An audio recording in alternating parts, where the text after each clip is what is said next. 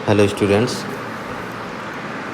जो last lecture हमने किया था उसके अंदर हमने एलएस कपलिंग पढ़ लिया था। उसमें हमने देखा था कि सिंगल वैलेंस इलेक्ट्रॉन सिस्टम और मल्टी वैलेंस इलेक्ट्रॉन सिस्टम, जैसे कि टू वैलेंस इलेक्ट्रॉन सिस्टम, उसके लिए ऑल पॉसिबल टर्म्स वैल्यू कैसे निकालनी है फॉर एलएस कपलिंग, और जे कपलिंग का भी एक एग्जांपल हमने देखा था।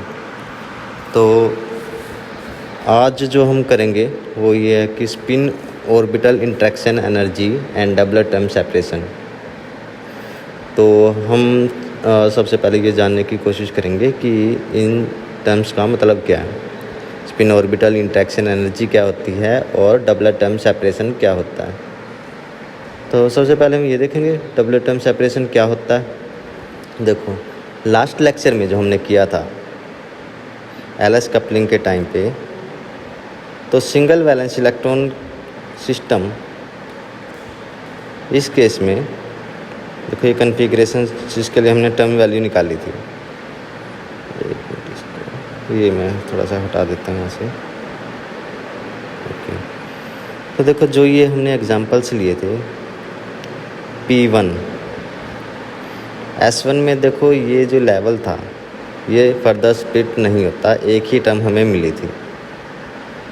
लेकिन जैसे P1 कन्फिग्रेशन है, इसकी जब हमने एलएस कपलिंग की थी तो हमें दो टर्म्स मिली थी, एक ये वाली 2p 3/2 एंड 2p 1/2। तो ये लेवल इन दो लेवल में स्प्लिट हो गया, तो इनकी बीच में जो एनर्जी का डिफरेंस है उसको हम क्या बोलते हैं, डबल टर्म सेपरेशन। जैसे D1 के केस में यहाँ पर हमें दो टर्म्स मिली थी, तो इनके बीच में जो एनर्जी का सेपरेशन है उसको हम टर्म सेपरेशन कहते हैं। तो एक तो हमें ये डबल टर्म सेपरेशन ये निकालना है, और दूसरा स्पिन ऑर्बिटल इंटरेक्शन एनर्जी ये क्या होती है। इसे समझने के लिए एक छोटी सी वीडियो देखते हैं हम।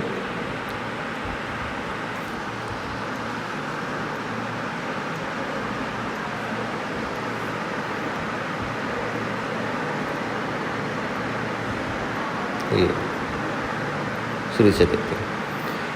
तो देखो इसमें ये एक एटम बना रखा है, सेंटर में न्यूक्लियस है और इलेक्ट्रॉन इसके अराउंड घूमने लग रहा है। तो जब स्टार्टिंग में हमने ये मान रखा था कि इलेक्ट्रॉन के साथ कोई स्पिन एसोसिएटेड नहीं है, एक तो वो केस है उसमें इलेक्ट्रॉन इस न्यूक्लियस के चारों ओर घूम रहा है,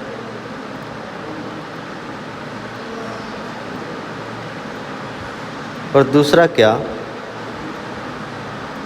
जब हम ये मान लेते हैं कि इलेक्ट्रॉन के साथ एक स्पिन एसोसिएटेड है, तो स्पिन एंगुलर मोमेंटम इलेक्ट्रॉन के पास आ गई, और इलेक्ट्रॉन एक चार्ज पार्टिकल है तो स्पिन एंगुलर मोमेंटम के साथ एक एसोसिएटेड स्पिन मैग्नेटिक मोमेंट भी होगा। तो इलेक्ट्रॉन के पास अब दो मोशंस हैं, एक तो ऑर्बिटल मोशन है। ऑर्बिटल मोशन की वजह से क्या होता है कि इलेक्ट्रॉन जो है, इलेक्ट्रॉन चार्ज पार्टिकल है, जब वो घूमेगा तो जब वो क्लोज लूप में घूमता है तो करंट प्रोड्यूस होता है, करंट की वजह से मैग्नेटिक फील्ड प्रोड्यूस होता है, तो ये मैग्नेटिक फील्ड प्रोड्यूस हो गया। तो ये जो ये एरो, येलो एरो दिखा रखा है, ये क्या है, मैग्नेटिक फील्ड। ये मैग्नेटिक फील्ड किसकी वजह से प्रोड्यूस हुआ है, due to orbital motion of electron. और इस मैग्नेटिक फील्ड को हम निकाल सकते हैं B = E cross V/c²। E क्या है, electric field at electron due to nucleus. V is the velocity of electron, C is speed of light.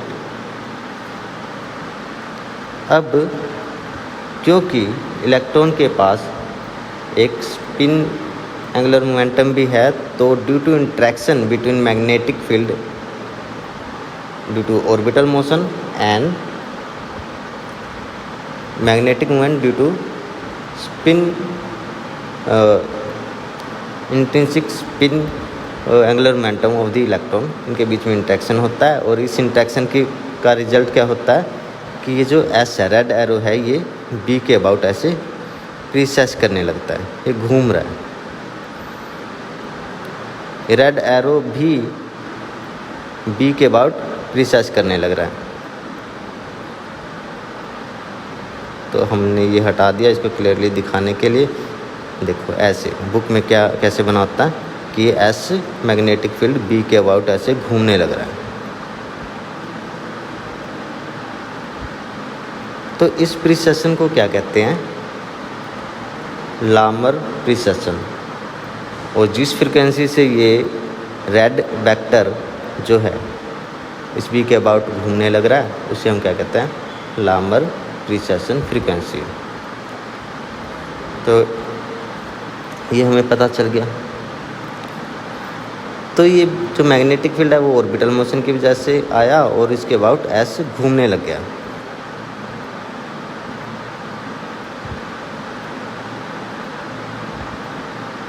तो हमारे पास एक पुराना जो सिस्टम था जैसे कि जिसमें इंटरेक्शन हमने कंसीडर नहीं किया था, और दूसरा जो पिक्चर है सेकंड पिक्चर उसमें हमने इंटरेक्शन को कंसीडर कर रखा है। तो इंटरेक्शन एनर्जी क्या होगी? ये देखो दो सिस्टम हैं,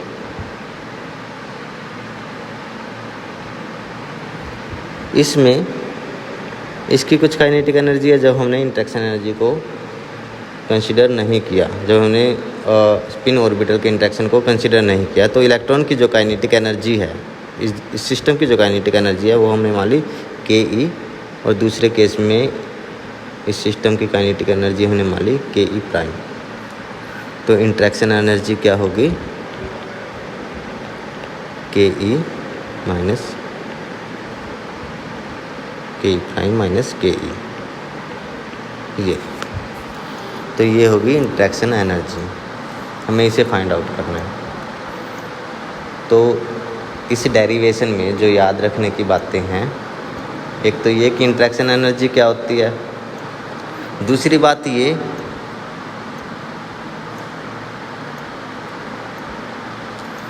बात ये कि जो मैग्नेटिक फील्ड जिसके अबाउट एस प्रीसेस कर रहा है वो ऑर्बिटल मोशन की वजह से प्रोड्यूस हुआ। दूसरी बात ये है। तीसरी बात ये है कि जिस फ्रिक्वेंसी से ये एस या जिस एंगुलर वेलोसिटी से ये एस बी के अबाउट घूमने लग रहा है उसे हम कैसे निकाल सकते हैं? देखो उसे हम निकालते हैं लामर थ्योरम से। लामर थ्योरम में देखो इसको मैं हटा देता हूँ।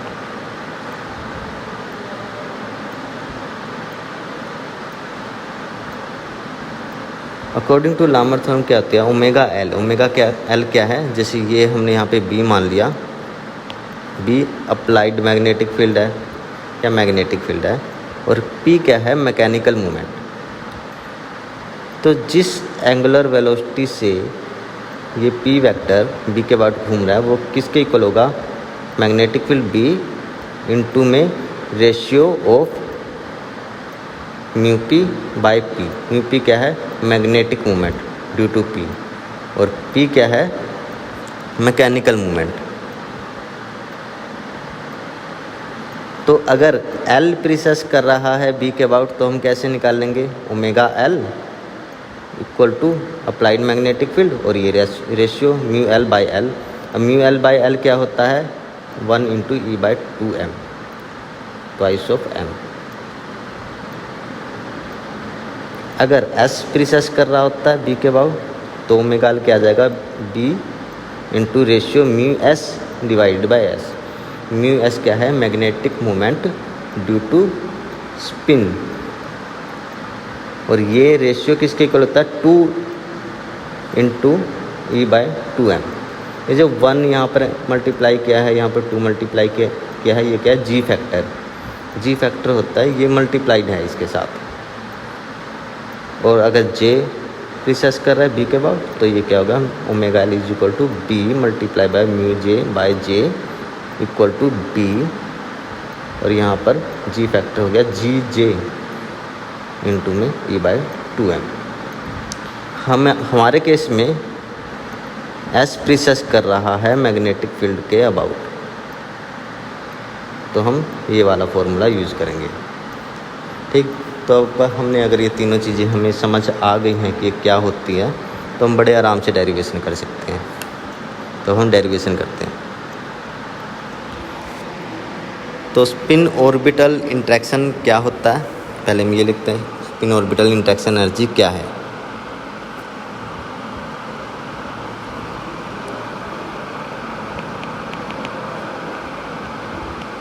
Spin orbital interaction energy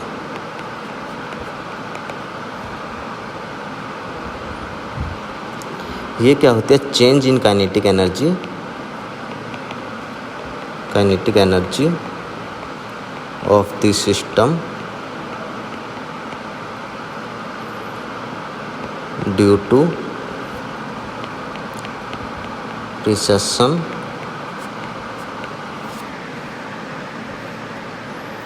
of electron around the field direction, यानी कि मैग्नेटिक फील्ड जिस भी डायरेक्शन में है उसके अबाउट प्रिसेशन से kinetic energy of the system में कितना चेंज आया। तो हमने जो केसेस ऐसे बना रखे थे कि एक तो जब मैग्नेटिक फील्ड नहीं है, यानी कि कोई इंट्रैक्शन ही नहीं है, ये इलेक्ट्रॉन है, ये न्यूक्लियस है, और दूसरा केस क्या है, जब यहाँ पे मैग्नेटिक फील्ड है और स्पिन के बीच में इंट्रैक्शन है। तो इसकी काइनेटिक एनर्जी हमने काइनेटिक एनर्जी प्राइम मान ली थी और इसकी काइनेटिक एनर्जी ये मान ली। तो चेंज इन काइनेटिक एनर्जी क्या हो गया, के ई प्राइम माइनस के ई। तो काइनेटिक एनर्जी क्या होगी सिस्टम की, स्टार्टिंग में जो पहला वाला केस है ये, इसमें काइनेटिक एनर्जी क्या होगी, half I moment of inertia omega naught square. Omega naught क्या है, omega naught is angular velocity of electron in the absence of B। Magnetic field हमने कंसीडर ही नहीं किया। सेकंड केस में काइनेटिक एनर्जी क्या होगी, काइनेटिक एनर्जी होगी 1/2 I moment of inertia omega naught, plus में स्मॉल चेंज आ गया, ये ओमेगा स्मॉल इंक्रीज और डिक्रीज इन एंगुलर वेलोसिटी हो सकता है, प्लस भी हो सकता है, माइनस भी हो सकता है। तो ओमेगा की वैल्यू काफ़ी स्मॉल है, ओमेगा जो है ये स्मॉल चेंज है ओमेगा नोट के अंदर, इसकी वैल्यू स्मॉल है, ये हमने मान लिया।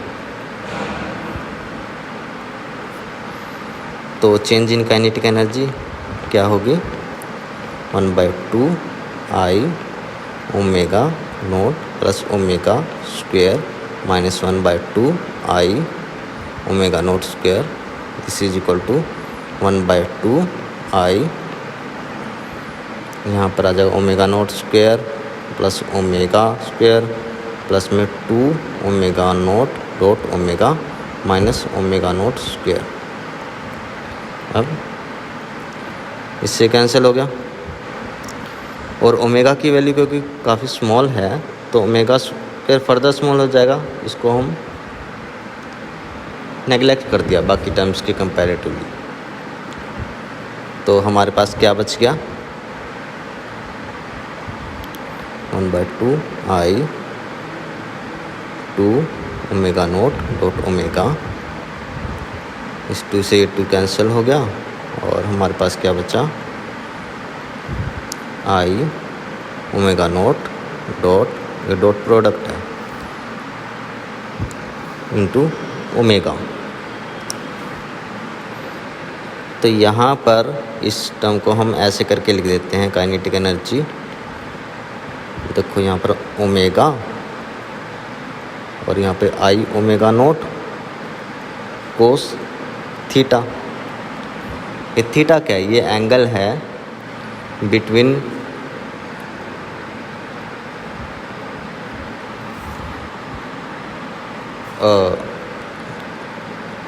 ये जो एंगल किसके बीच में एंगल है, मैग्नेटिक फील्ड और जो मैकेनिकल मूवमेंट है, जो एस जो घूम रहा था बी के अबाउट, तो जो उनके बीच में जो एंगल था ये वो है थीटा। तो इतना हमने कर लिया, काइनेटिक एनर्जी हमको पता चल गई, ये आगे इसको हम ऐसे लिख लेते हैं, इसको मैकेनिकल मूवमेंट लिख लेते हैं कल।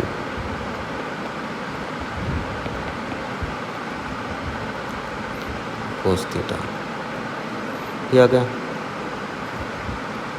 तो इंटरेक्शन एनर्जी जो है हमारी वो चेंज इन काइनेटिक एनर्जी होता है, interaction energy due to coupling between L and S.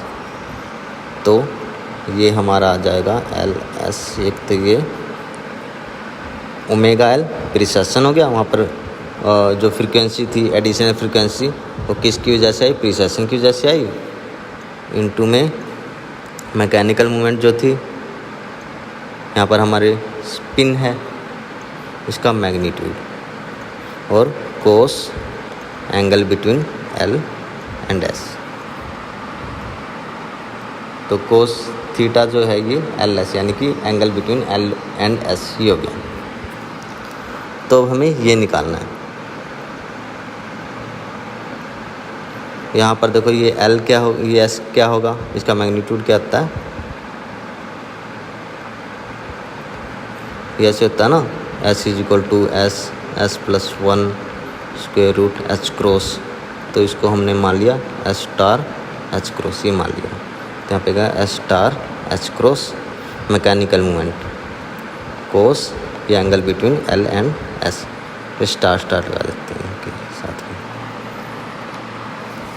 तो अब ओमेगा एल ये क्या थी, Lamar frequency, Lamar angular velocity.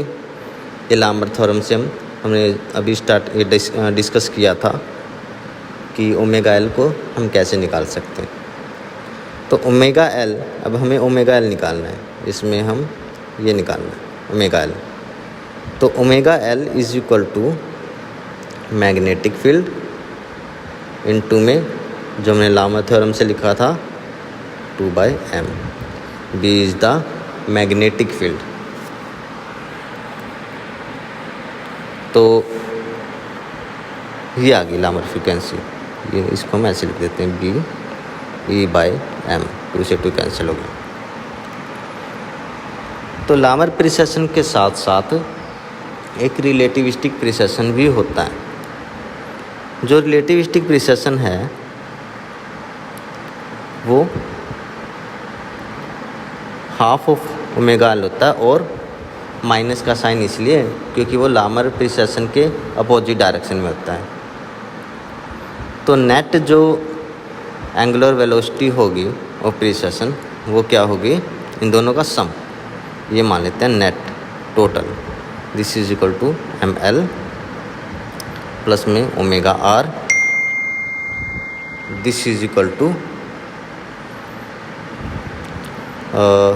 यहाँ पर हम इसको थोड़ा सॉल्व करके लिख लेते हैं, -1/2 E/m, E/2m तो में यहाँ पे बी भी है, बी। तो ये आ गया बी E/2m माइनस का बी E/m है, ये E/m यहाँ पे आ जाएगा E/2m। तो ये हमारे पास आ गया b इंटू E/2m निकाल एल प्राइम। इसको हम इक्वेशन नंबर 1 मान लेते हैं और इसको हम इक्वेशन नंबर 2 मान लेते हैं। अब इक्वेशन नंबर 2 में अगर हमें मैग्नेटिक फील्ड पता चल जाए तो हमें ओमेगा एल प्राइम पता चल जाएगा, उसको हम इक्वेशन नंबर 1 के अंदर रख देंगे तो हमें इंटरेक्शन एनर्जी पता चल जाएगी। ये बी की वैल्यू क्या होती है, E cross V by C square. जैसा कि हमने स्टार्टिंग में जो वीडियो देखी थी वहाँ पर से हमें पता चला था कि बी की वैल्यू ये होती है। तो is the electric field due to the nucleus on this electron. तो यहाँ पर इलेक्ट्रिक फील्ड की वैल्यू क्या आ जाएगी, ZE/4πε0 R³ R कैप। ये R क्या है, ये इसके बीच की डिस्टेंस है, और V क्या था, वेलोसिटी ऑफ दिस इलेक्ट्रॉन। तो इलेक्ट्रिक फील्ड की वैल्यू यहाँ पर हम पुट कर देते हैं BZE/4πε0 R³ R कैप। ऐसे इलेक्ट्रिक फील्ड यहाँ पर क्योंकि अट्रैक्शन है इनके बीच में, तो इलेक्ट्रिक फील्ड ये नेगेटिव साइन के साथ आएगा। हम इसे नेगेटिव साइन यहाँ पर लगा देते हैं, -R×V। अब यहाँ पर हम क्या करते हैं, मास ऑफ इलेक्ट्रॉन से इस इक्वेशन को मल्टीप्लाई और डिवाइड कर देते हैं। R³ M is the mass of electron, R×M × V। ये जो वैल्यू है ये क्या, ऑर्बिटल एंगुलर मोमेंटम, जिसे हम L इससे रिप्रेजेंट करते हैं। तो इसकी जगह पर L पुट कर देते हैं, -ZE/4πε0 R³ M, और यहाँ पर आ गया ये L कैप। तो यहाँ पर देखो ये माइनस का साइन क्या रिप्रेजेंट कर रहा है, माइनस का साइन ये रिप्रेजेंट कर रहा है कि मैग्नेटिक फील्ड की जो डायरेक्शन होगी वो L के ऑर्बिटल एंगुलर मोमेंटम के अपोजिट होगी। यानी कहने का ये मतलब है कि अगर जैसे ये इलेक्ट्रॉन है, ये इस डायरेक्शन में घूम रहा है, या फिर मैं इसको जैसे हमने अभी तक कर रहे हैं इस डायरेक्शन में घूम रहा है, तो एंगुलर मोमेंटम जो प्रोड्यूस होगी वो नीचे की तरफ प्रोड्यूस होगी by right hand curve rule. तो मैग्नेटिक मोमेंट जो प्रोड्यूस होगी वो इसके अपोजिट होगी। ये माइनस का साइन ये रिप्रेजेंट कर रहा है, यानी कि वो ऊपर की डायरेक्शन में होगी, तो मैग्नेटिक फील्ड प्रोड्यूस हुआ L की वजह से। तो मान लेते हैं ये Z की डायरेक्शन में लग रहा है, तो माइनस के साइन को हम हटा देते हैं। अगर जस्ट मैग्नीट्यूड रखना है इसका अगर हमें, तो हम इसको ऐसे लिख लेते हैं, B जस्ट मैग्नीट्यूड रख रहा हूँ, माइनस का साइन मैंने हटा दिया, ZE, और साथ में यहाँ पर आएगा C²,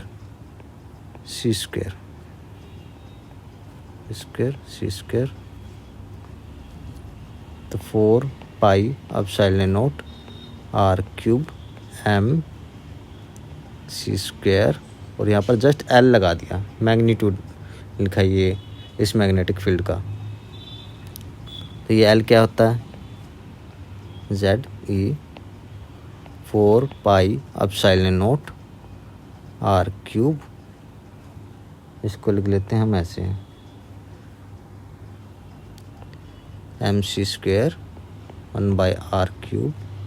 L कहता है L* H×, जहाँ पर L* क्या है, this is equal to square root of L+1।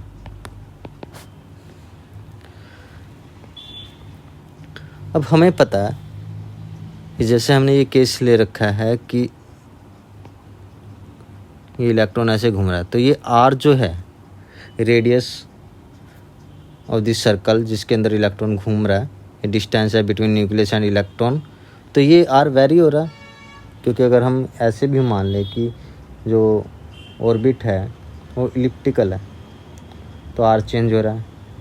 और जैसे कि हमने वेक्टर एटम मॉडल या ऑर्बिटल कंसेप्ट में देखा, तो ये R वेरी कर रहा है, तो हमें R को हम कांस्टेंट नहीं पुट कर सकते, हमें क्या करना पड़ेगा, इसकी एवरेज वैल्यू लेनी पड़ेगी। तो इसकी एवरेज वैल्यू क्या होती है, ये क्वांटम मैकेनिकली हम इसको निकालते हैं, और इसकी एवरेज वैल्यू आएगी Z³, इसको याद रखना है एज इट इज़, A0³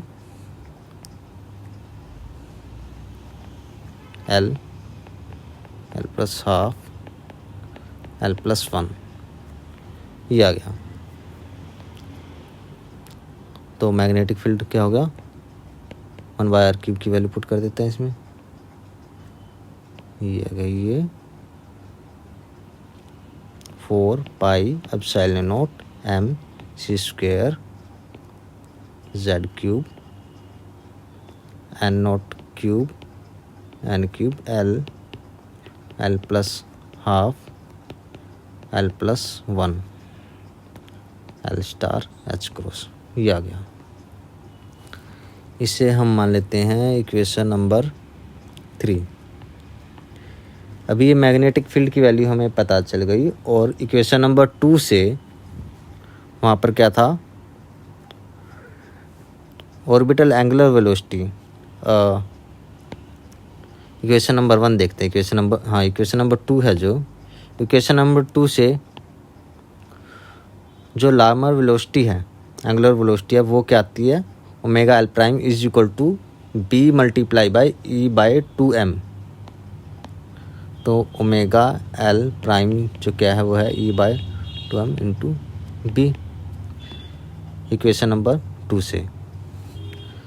तो बी की वैल्यू हमने निकाल ली है हमने और ये यहाँ पर पुट कर देते हैं ई बाई 2m, और यहाँ पर आएगा z 4πε0 mc² a0³ n³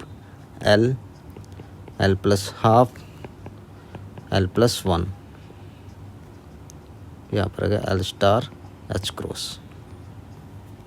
इसको ऐसे लिख लेते हैं, z की 4 e², यहाँ पर आ गया 8πε0 m² c², और नीचे ये है a0³ n³ l plus half l plus 1 into में l स्टार h क्रॉस। तो हमारे पास लार्मर एंगुलर वेलोसिटी ये भी आ गई। इसको हम मान लेते हैं इक्वेशन नंबर 4। अब इक्वेशन नंबर फर्स्ट से, इक्वेशन नंबर फर्स्ट कहाँ पर है, ये रही। इसके अंदर देखो, यहाँ पर हमें एल ओमेगा एल प्राइम लिखना पड़ेगा, क्योंकि हमारा मॉडिफाई हो गया था लार्मर एंगुलर वेलोसिटी। तो यहाँ पर इंटरेक्शन एनर्जी क्या है, omega L prime S star H cross, ये है ना, ये एस की वैल्यू क्या है, ये एस स्टार एच क्रॉस कोस एल स्टार एच स्टार। तो ये वैल्यू क्या यहाँ पर हम पुट कर देते हैं इसे, del E L interaction energy, ये बार क्या रिप्रेजेंट कर रहा है, एवरेज क्योंकि हमने जो रेडियस ली थी, जो डिस्टेंस है बिटवीन इलेक्ट्रॉन एंड न्यूक्लियस, उसका हमने एवरेज लिया था ना, तो इस वजह से यहाँ पर हमने एवरेज यहाँ पर पुट किया है। तो ओमेगा एल प्राइम की जगह ये वैल्यू आ गई कि 2r πε0 m² c² a0³ n³ l plus half l plus 1, और यहाँ पे l star h cross into में यहाँ पर क्या आया, एस स्टार h क्रॉस, यहाँ पर cos l star h star. This is equal to z4 e2 h cross square l star h star cos l star h star divided by 8πε0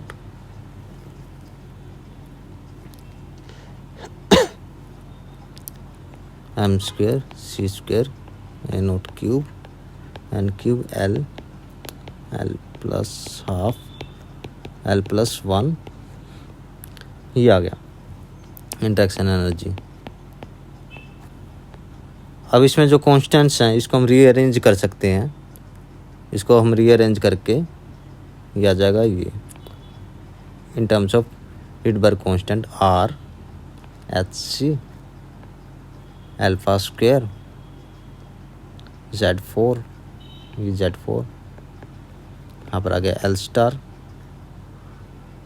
S star, cos L star S star. ये L star S star क्या है? Angle between L and S। ये rearrange किया हमने इसे करके देख लेना, यही आ जाता है। n क्यूब, नीचे बच गया n cube, L plus half, L plus 1। तो ये आ गई इंटरेक्शन एनर्जी। तो ये जो इंटरेक्शन एनर्जी आई है, इसको हमें लिखना है इन टर्म्स ऑफ वेव नंबर या फिर टर्म वैल्यू की फॉर्म में।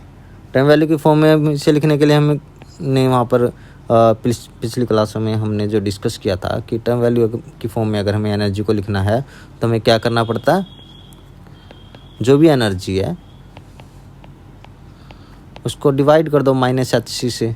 तो इसको डिवाइड करोगे -hc से तो ये क्या आएगा? Minus R alpha square Z4 L star S star cos L star S star.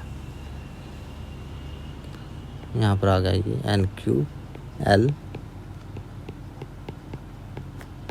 L plus 1, ये आ गया।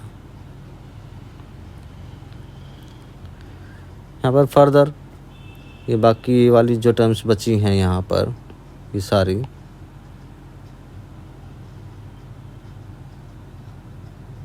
इसको हम कांस्टेंट मान लेते हैं। ए प्राइम पैरामीटर है ये प्राइम L स्टार,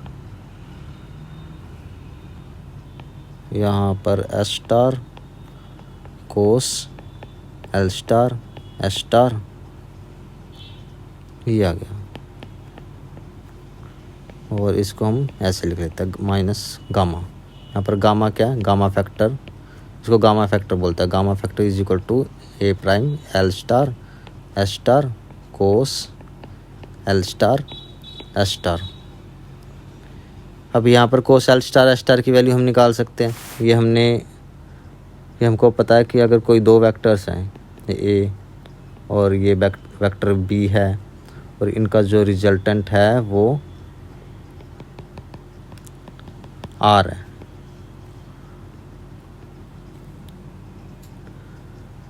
तो ये angle between A and B, मान लो ये एंगल थीटा है, तो वो किसके इक्वल होता है? Cos theta is equal to आता है R का रिजल्टेंट का स्क्वायर माइनस ए का स्क्वायर माइनस बी का स्क्वायर डिवाइडेड बाय 2ab, ये होता है। तो यही कंसेप्ट यहाँ पर लगाते हैं। यहाँ पर L स्टार S स्टार, इसका रिजल्टेंट क्या? J स्टार, तो इसे हम ऐसे लिख सकते हैं A prime L star S star, यहाँ पर क्या आएगा? J star square minus L star square minus S star square divide by 2 L star S star. यहाँ पर इसे कैंसिल आउट हो गया, तो ये क्या आ गया? A star J star square minus L star square minus S star square divided by 2। ये गामा फैक्टर आ गया, इसे याद रखना है। इसको भी और इसको भी याद रखना है।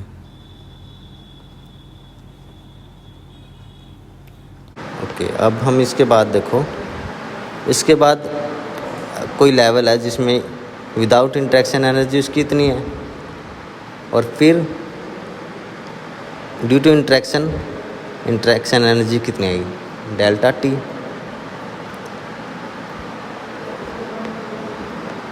ठीक है, तो टोटल एनर्जी इसकी क्या आ जाएगी?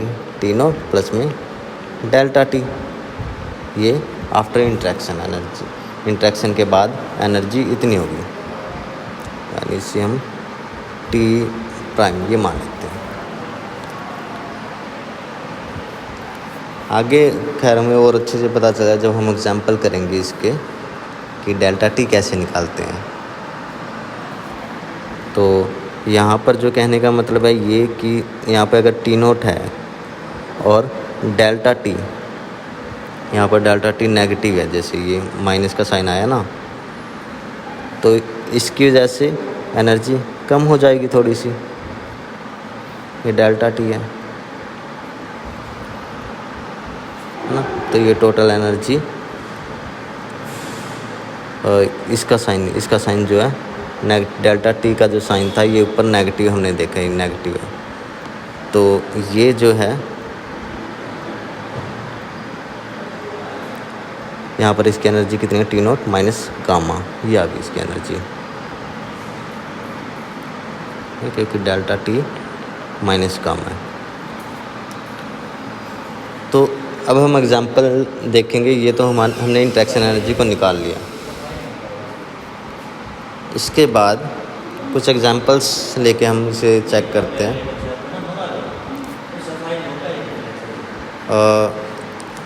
सबसे पहले इसको क्या करते हैं, देखो कोई कॉन्फ़िगरेशन है, तो जैसे कि ये कॉन्फ़िगरेशन है जिसके अंदर हमने ये कॉन्फ़िगरेशन की थी S1 L1 D1,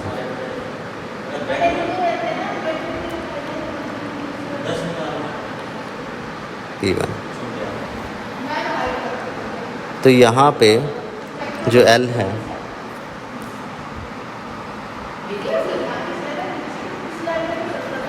तो जनरल कॉन्फ़िगरेशन मान लेते हैं हम L1, ठीक है। तो यहाँ पर L की वैल्यू तो L ही हो गई, S की वैल्यू हाफ हो गई, और J की वैल्यू क्या हो गई, L प्लस हाफ से लेकर L माइनस हाफ होती है, L minus half and L plus half. तो हमारे पास जो टर्म हमें मिलेंगी, क्या मिलेंगी, एक तो ये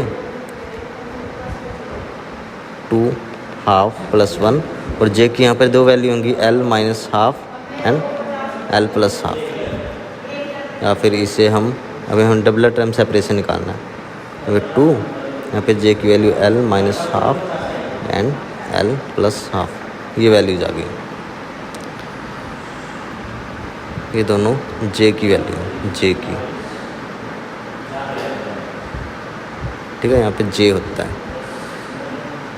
तो जो हमारा फॉर्मूला है इंटरेक्शन एनर्जी का, delta T is equal to, यहाँ पे क्या था, minus gamma, this is equal to minus A prime, ये क्या आया, यहाँ पे था J star square minus L star square minus S star square divided by 2। तो यहाँ पर J की दो वैल्यूज़ हैं, दो वैल्यू के लिए भी हम गामा की वैल्यू कैलकुलेट करते हैं। इसे गामा 1 मान लिया, इसमें J की वैल्यू क्या है, L, एक में हम मान लेते हैं L माइनस हाफ के लिए कर लेंगे, एक L प्लस हाफ के लिए कर लेंगे। तो J इक्वल टू यहाँ पर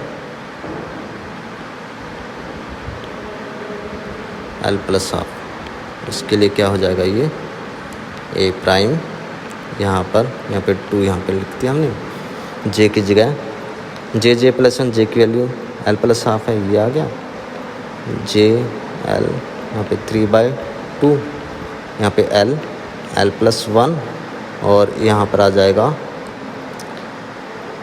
S प्लस 1 होता है, एक बार इसे ऐसे करके लिख लेते हैं, और आगे इसे अब सॉल्व कर लेते हैं। ए प्राइम बाय 2, यहाँ पर आ जाएगा L plus 3/2 minus L plus 1 minus half plus 1, ये आ गया माइनस, एक मिनट, यहाँ पे माइनस का साइन नहीं आएगा, गामा की वैल्यू निकाल रहे हैं ना, plus plus plus L square plus में 3/4L माइनस, यहाँ पर आएगा 2,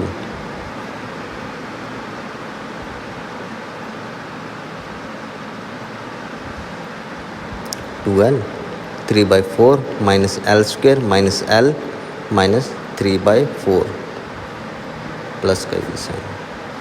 तो यहाँ पर इससे ये कैंसिल हो गया, इससे ये कैंसिल हो गया, और हमारे पास क्या बचा,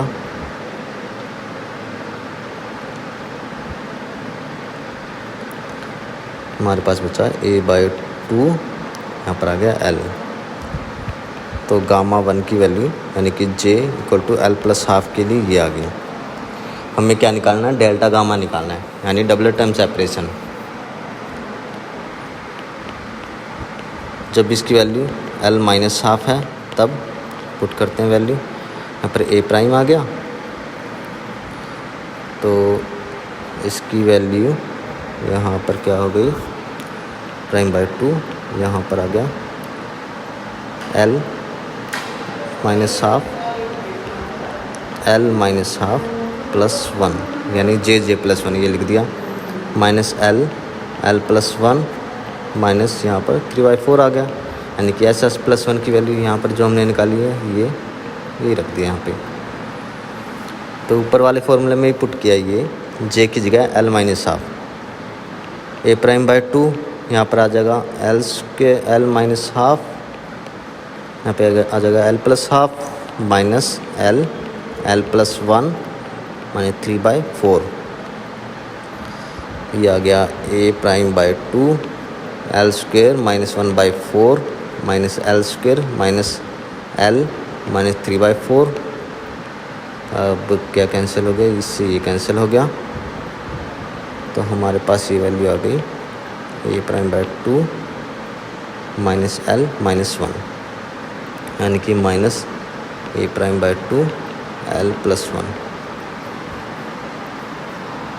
ये वैल्यू आ गई। तो डबलेट टाइम सेपरेशन क्या होगा, delta gamma this is equal to l1 minus l2। और वो वैल्यू क्या आई है, a', l1 की वैल्यू क्या आई थी, यहाँ पे l/2 था, माइनस में माइनस गामा 2 की वैल्यू ये आई है +1, ये पुट कर दिया हमने, और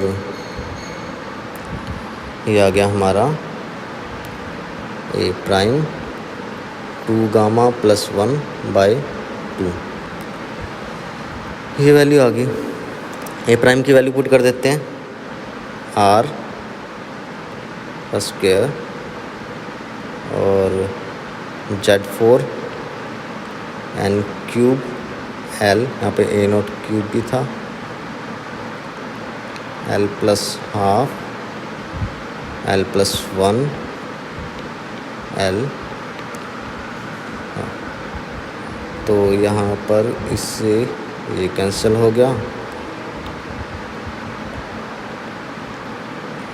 तो ये आ गया α/r² Z4 a₀। एक मिनट, यहाँ पे a₀ आएगा नहीं आएगा नहीं पता।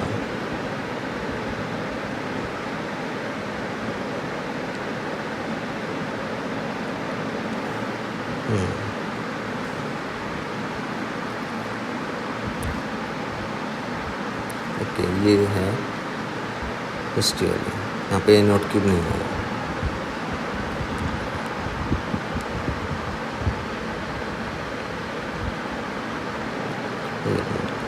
ये इसकी वैल्यू थी, यहाँ पर था l और यहाँ पर है n³, ये आ गया, ये था n³, ये कैंसिल आउट हो गया, ये हमारे पास क्या बचा, n³ l+1, ये वैल्यू आ गई हमारे पास doublet time separation. Okay, delta gamma.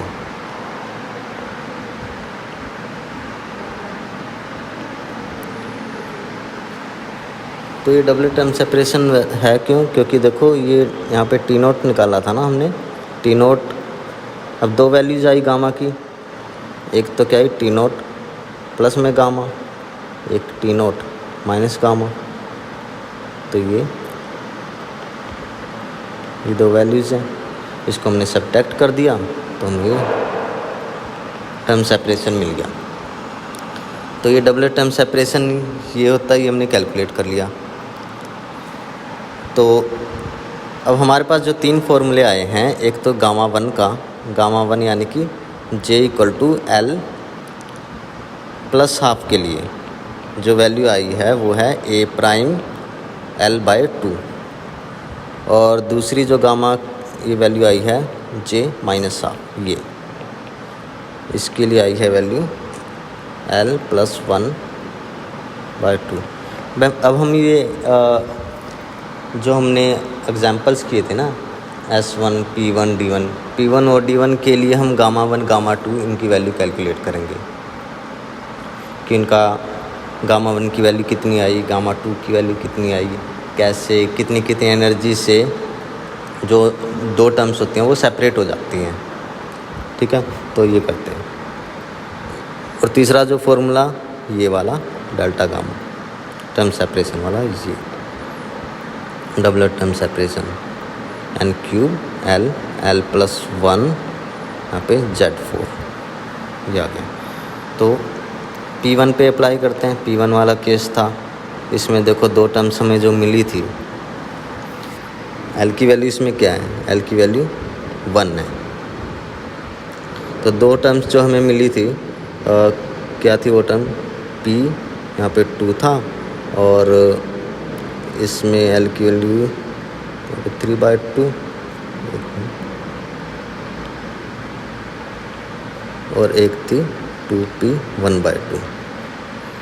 तो इसके लिए देखो J की वैल्यू क्या है, L+हाफ है ना, ये L+हाफ यानी कि 1+हाफ हुआ तभी तो ये 3/2 आया।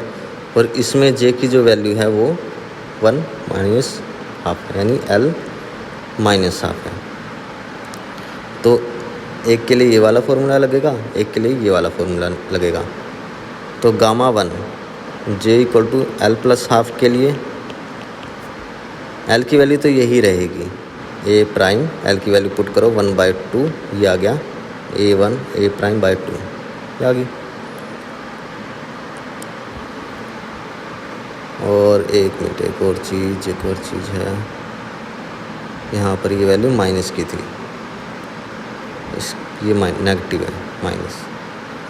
और गामा 2 J = L-हाफ, इसके लिए ये वाला फॉर्मूला यूज होगा। तो ये आ गया -A', L की वैल्यू कितनी है 1 +1/2 ये आ गया -A'। तो डबल टर्म सेपरेशन अब हम कैसे बनाएंगे इसको, ये P1 के लिए लेवल था और ये हो गया किसके लिए 2P 3/2 और ये हो गया 2P 1/2।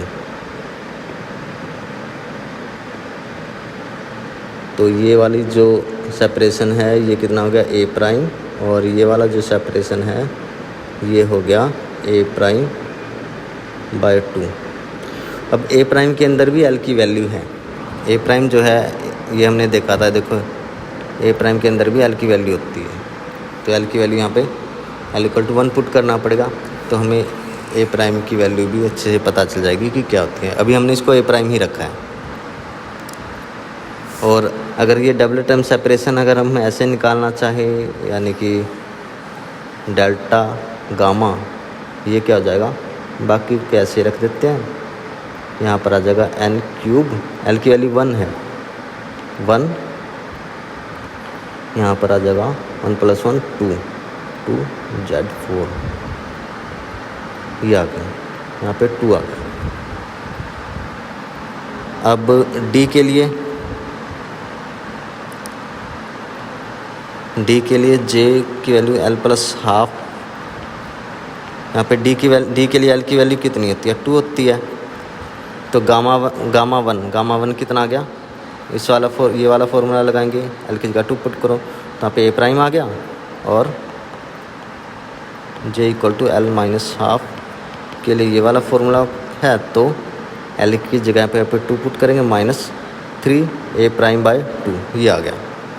तब इसको बना देते हैं, तो यहाँ पे A ये आ गया और दूसरा जो लेवल है 3/2 तो 1 और ये हाफ, ये कुछ ऐसे अप्रोक्सीमेटली बना दिया।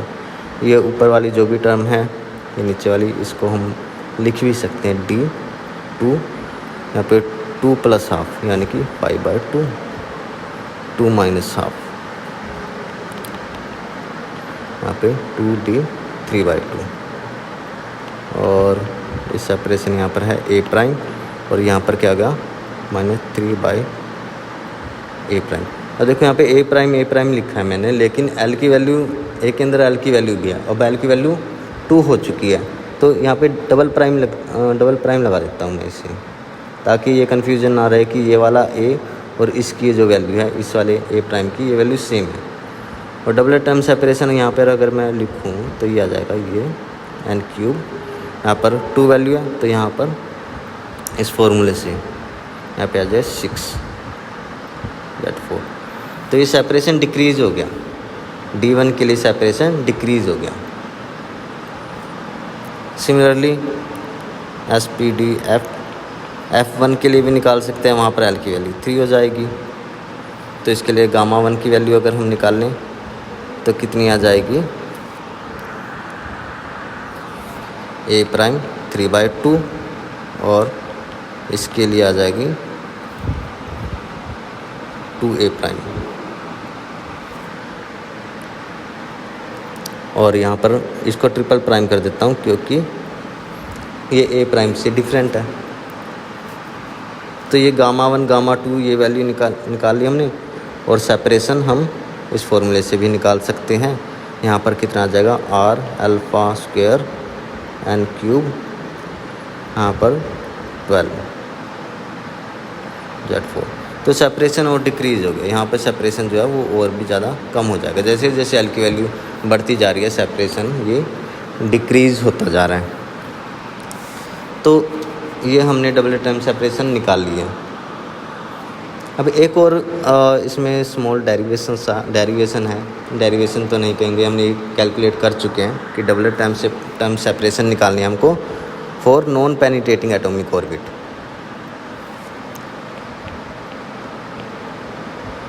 Double term separation for non penetrating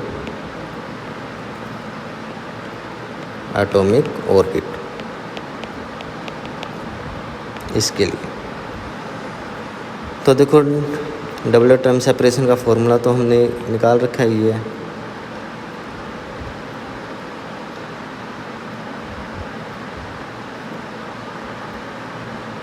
n3 l+1 Z4 ये हमने निकाल रखा है। तो double term separation for non penetrating atomic orbit, ये फॉर्मूला क्या होगा इस केस में। तो देखो नॉन पेनिट्रेटिंग एटॉमिक ऑर्बिट क्या होते हैं, जो कि जिसमें इलेक्ट्रॉन जब घूमता है तो वो कोर को पेनिट्रेट नहीं करता। तो मान लेते हैं ये कोर है, कोर में भी तो इलेक्ट्रॉन होते हैं, कोर इलेक्ट्रॉन कहते हैं उनको हम, और बाहर वाला जो इलेक्ट्रॉन है वो इस एटॉमिक ऑर्बिट में घूमने लग रहा है, जो कि नॉन पेनिट्रेटिंग है। तो क्या होता है कि अगर ये कोर वाले इलेक्ट्रॉन ना हो तो इस वाले इलेक्ट्रॉन को न्यूक्लियस पे कितना चार्ज दिखेगा, Zd, लेकिन पल्सन फील करेगा ये इलेक्ट्रॉन इन कोर के इलेक्ट्रॉन की वजह से। तो जितना इसे न्यूक्लियस का चार्ज दिखना चाहिए उतना इस इलेक्ट्रॉन को चार्ज नहीं दिखता। तो Z, तो ये क्या कर रहे हैं, ये कोर के इलेक्ट्रॉन स्क्रीन कर रहे हैं, तो स्क्रीनिंग फैक्टर आ जाएगा, मान लेते हैं सिग्मा स्क्रीनिंग फैक्टर है। तो जो एटॉमिक जो इसको चार्ज नज़र आएगा इलेक्ट्रॉन को, वो Z से कम नज़र आएगा। इसलिए हम क्या करते हैं, Z में से स्क्रीनिंग फैक्टर हमने डिक्रीज़ कर दिया, Z alpha square n3 l+1। ये हमारा डबल टर्म सेपरेशन आ गया for non penetrating atomic orbit. तो इतना ही करना है हमको इस क्लास में, और इसको देखना समझ नहीं आता तो मुझसे पूछना, फ़ोन कर सकते हो, या फिर जैसे कॉलेज में आना भी अलाउड है फॉर डिस्कशन और या फिर प्रैक्टिकल क्लासेस के लिए। तो तुम कॉलेज में आके भी पूछ सकते हो, पहले मुझे बता देना। और फ़ोन कर सकते हो, व्हाट्सएप कर सकते हो, या फिर जो मैं गूगल फॉर्म शेयर करता हूँ गूगल क्लासरूम में, वहाँ पे कमेंट सेक्शन में लिख दिया करो कि ये समझ नहीं आया। तो वो मैं नेक्स्ट वीडियो में इसमें बताने की कोशिश करूँगा, समझाने की कोशिश करूँगा। तो देखो आज की क्लास में इतना ही है।